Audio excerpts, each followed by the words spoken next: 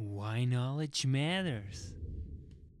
When did you realize that meaning making is so important in order for deeper learning?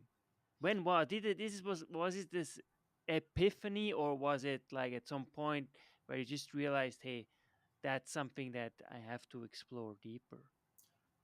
In my very early years of teaching, I had an intuitive inclination, if you will, that students needed to be doing more of the the learning and the talking.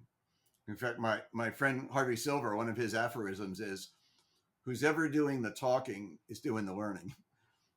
And so, even as a beginning teacher, I would have kids in groups, albeit crude. I didn't really understand cooperative learning. I just said, "Talk to your partner, or we're going to do this in a group," and I thought that was beneficial. Um, and I wanted to engage kids in thinking. And I remember early in my career, I read a book by Edward de Bono called Lateral Thinking, and he had these thought experiment exercises in the book, and I would occasionally present my kids with them, such as, what if all cars were painted yellow? Or design an exercise machine for a home pet.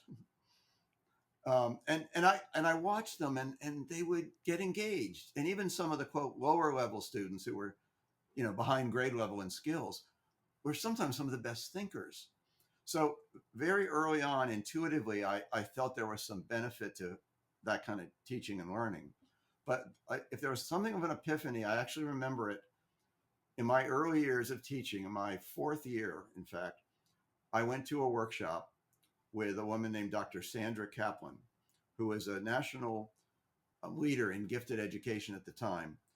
And my experiences with courses in university and workshops in teaching were almost always, I was a passive observer. Some expert was lecturing and telling us stuff, and I was taking notes.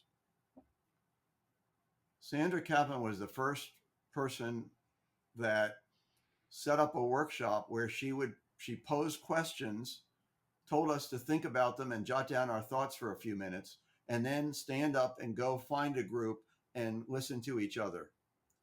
And that, Yannick, was an epiphany for me.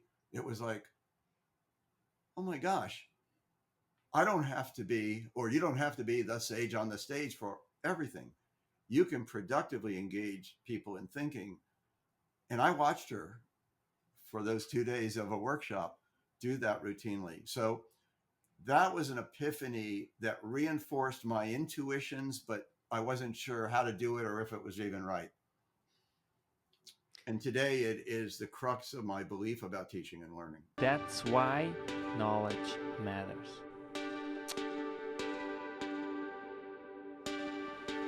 Make your life a masterpiece. Visit now programs.d-ykm.com.